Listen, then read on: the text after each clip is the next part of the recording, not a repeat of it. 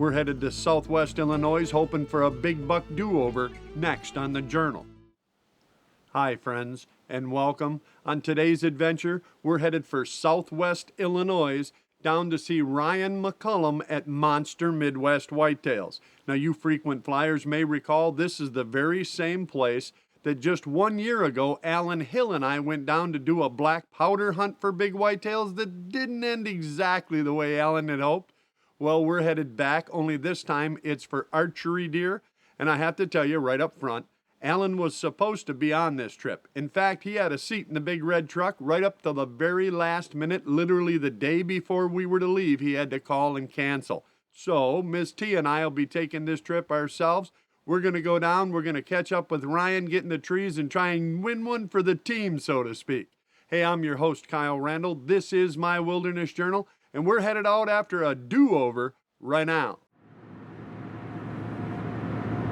17th of November, we're in southern Illinois, just outside of Benton, and it looks a whole lot like Houghton Lake, Michigan. Yes. We came down here to get out of the snow. After a cold and snowy ride, we thought. We finally got there. Ryan McCullum. Hey Kyle, good to see you again. It's good to see you. It's good to be seen. You don't have any idea how hard it was snowing on the way down here? It was awful, buddy. Even here in Illinois, you promised me sunshine and 60 degrees. I get here and it's like 13 degrees of snow. Yeah. It's been cold. You're an outfitter. You're supposed to be in charge of that, right? Yeah, I wish I was. Well, I'll tell you what, we're glad to be back. It's the perfect time of the year. We have one minor little thing. Where's Alan? Yeah. He wanted to come bad. He was looking for a little of that redemption and he had to cancel it literally the last minute. He called me 5:30 in the evening before we came down here and said, I can't. So, we're going to do our best to go out and get one for him. There you go. Sort of. it might be for me. I do want to ask you a couple things, though, before we take off, because I didn't get a chance to ask you last year. How long you been doing this? How long you been running Monster? It's Monster Midwest Whitetails, right? Yes, sir. I've been guiding for 18 years. I've been running Monster Midwest Whitetails for 3. For 3 years? 3 years. You do rifle, shotgun, or not rifle, it's shotgun, black powder, and archery, right? Yes, sir. Okay, a couple questions I know that I'm going to get asked. What about crossbows? Are they legal here or no? Crossbows, if you're over 62, you can use a crossbow anytime during the archery season. And after the first shotgun season, anyone can use a crossbow. Okay. That's the time it's combat. How many hunters do you normally have in camp? I'll have 6 to 8 gun hunters and 2 to 5 bow hunters this year. Well, that's part of the reason that drew me to this facility is that you don't overhunt your stands. You have low hunting pressure, and that's part of the reason I think you have such outstanding deer. We've seen quite a few of them. But what's your guide now? We're going to be working with him. What's his name? Jason Hobby. Well, I know we'll catch up with him. I'm going to accuse him of getting your truck stuck, people. Yeah. The question, why did you park that truck in that hole? I was the driver. You work with the hotel here where we're staying. You also have a lodge of your own. Yes, sir. Okay, so everything that anybody expects in a whitetail hunt with half of the pressure. Exactly. It was great to see Ryan again, hear how things were going, and have a chance to go over a few things we didn't get to go over last time. But unfortunately, I only had 3 days for this hunt, so right after we got done chatting, I threw everything in a room, got on my gear, and within an hour I was in the trees.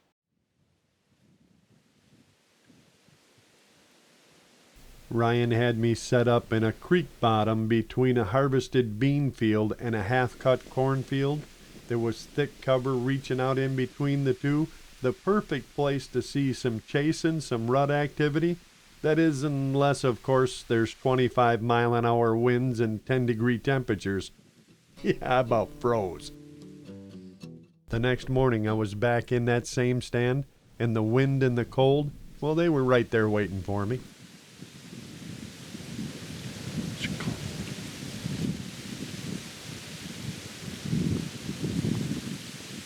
Saw a real nice 10-point on the way out last night. In the truck lights. Hopefully he didn't freeze to death and I won't either before I get a look at him in the daylight. And then just a few minutes after the sun came up with a false promise of warmth, small buck pushing a doe around out there in the corn stubble.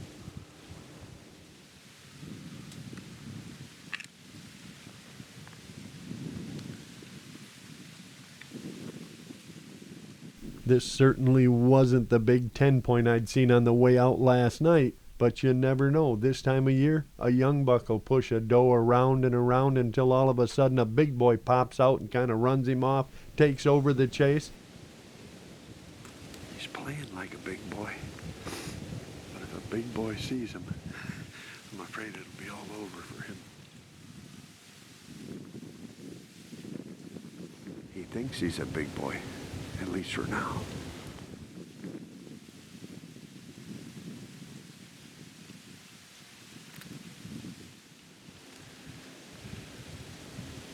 Hopefully something a little bigger will show up and push him off.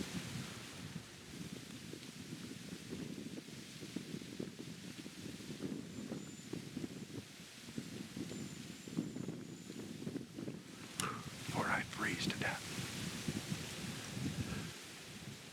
I sat it out for 3 more frigid, shivering hours, and then I went to lunch. We were seeing some rut activity, but no big bucks, no shooters yet. So after talking it over, Ryan suggested, why don't you go back to the farm where you and Alan hunted last year? And it took me, I don't know, about 10 seconds to grab our camera gear and head that way. This is the place I've been dreaming about for a year. Almost a year to the day, I was finally back in that stand. This time with Miss T. You haven't fun yet? It's cold. Yep, it is cold. I was doing some grunting and calling. We even had a decoy set out, but so far, yeah, this set had been more or less for the birds. I do remember trying my best to convince T it was warming up. It's a little warmer.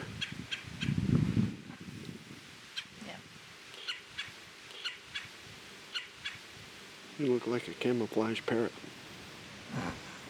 I also remember we weren't the only hunters out on that cold and windy afternoon. Although some were having a lot more success than others. That hawk had obviously managed to come up with something to feed himself. So now it was on me. And about 20 minutes later, there's a buck. I saw a little buck working his way out of the ditch bank up into the cut corn. He looked like a bumpy spike, certainly not a shooter, but at least the deer were starting to move. We watched as he fed his way off, and then just after sunset, I noticed another movement down in that same location. This, however, was a much better buck. I wasn't sure if I'd shoot him, but I was sure I needed to get a much closer look, so I decided to try just a little rattling.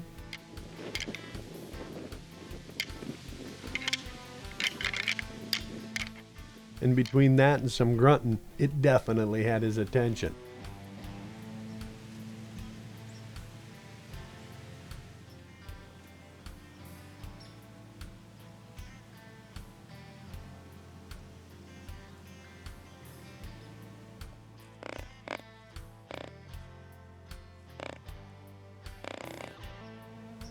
After a little more grunting, I finally had him hooked. He was starting to move in our direction.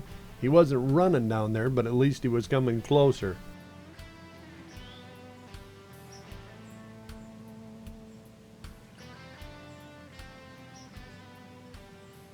At least that's what I thought.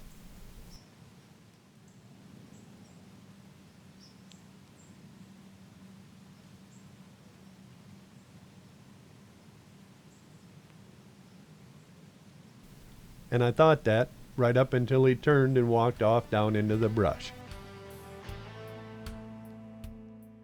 I waited 10 or 15 minutes, but it was getting dark. I decided I'd give it one more try a little bit of grunting. And I just got started when there he was. He popped back out of that brush and was looking, then coming up the edge of the cornfield. He was still a good 200 yards out, but at least he was coming in our direction. He's coming.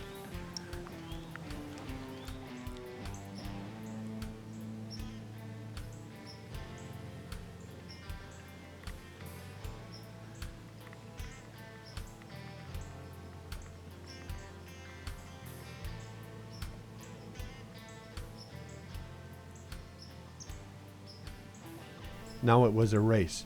Would he get here before it got too dark? When he got here, would he be a shooter? If he was a shooter, could I see my pins to try him?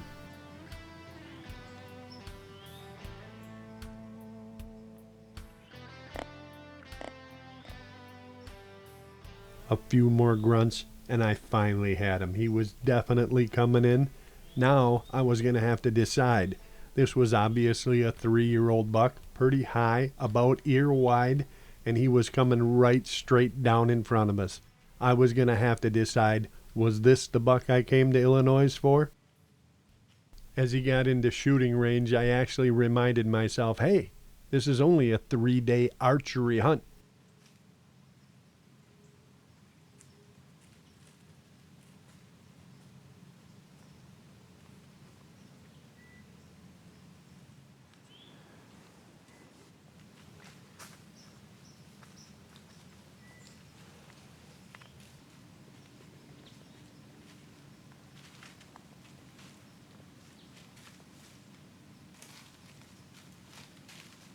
He stepped through the weeds and I stopped him right dead center in my shooting lane.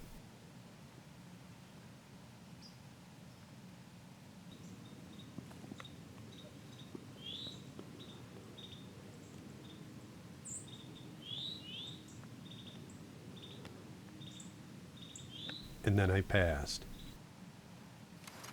I know it was only a 3-day hunt, an archery hunt on top of that, but there are some really big mature bucks, and I just couldn't bring myself to pull the trigger. I knew for a fact as soon as I let that bow down that I was going to have to deal with Miss T as soon as she looked at me. And I won't tell you what she said, but let's just say she wasn't all that impressed. It was close. It's a nice 8-point, but there's a lot older deer here. There he goes. This was a gorgeous deer, and I'd really thought hard and long before I passed him, but the truth is, I know there's a lot better here, and I was just going to wait. Well, let him go wait for a little bit older, and we could have tagged out right there. That was what, 14 yards? Well, wait, nope, we don't regret it.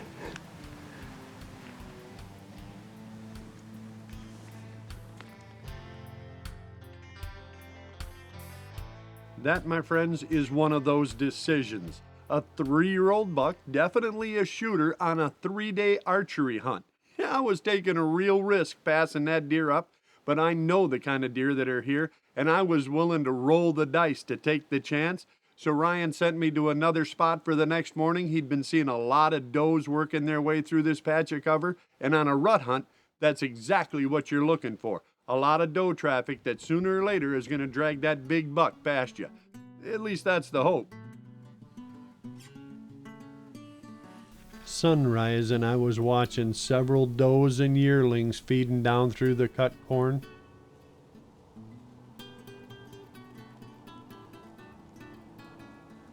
And every time one of them turned and looked back, I'll admit I was thinking, finally there must be another doe coming. So far, that's all I'd seen, a couple of does and, like I said, some yearlings.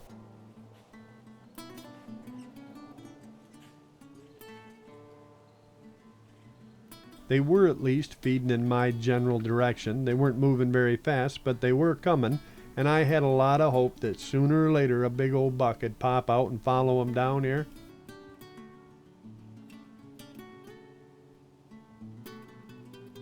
I watched quietly as they nervously worked their way down the hillside and then came into the brush where I was set up.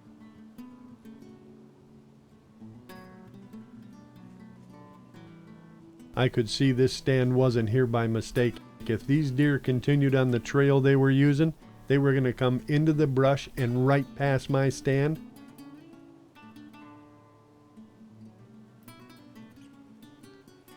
They hooked down into the brush and started crossing upwind of my location, less than 25 yards. All I really needed now was for the aforementioned but yet to appear big buck to join them, and I'd have a perfect shot.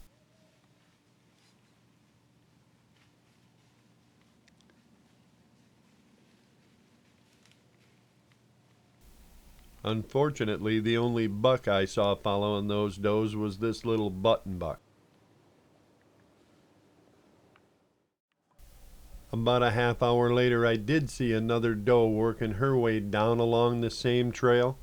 She had frost still laying on her back. Obviously, she'd bedded out in the open last night. These things are so well insulated, the frost and snow doesn't even melt off them.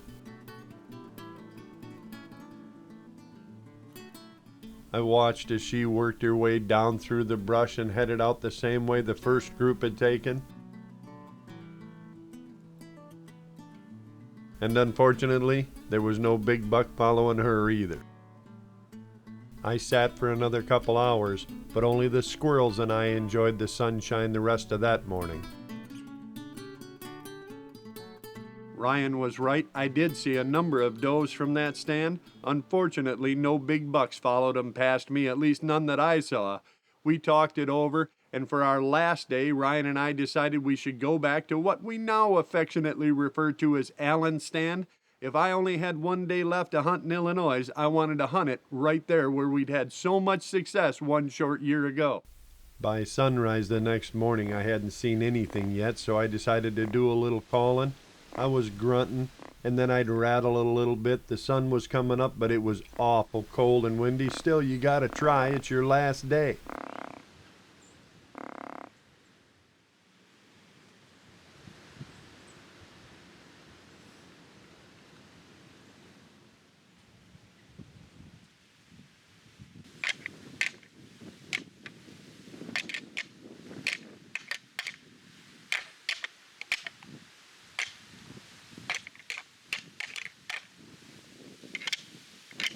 The wind was really starting to pick up, so I was rattling a lot more aggressively, a lot louder, in hopes of reaching out to something.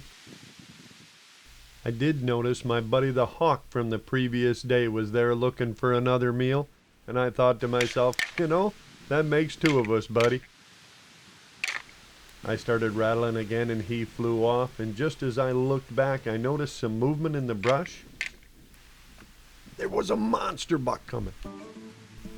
A huge, typical 10-point buck had snuck his way down the creek bottom. He was standing there less than 35 yards looking out. He needed to step out. Only when I grabbed my bow and looked back, he turned and went around the other way. He was trying to circle me.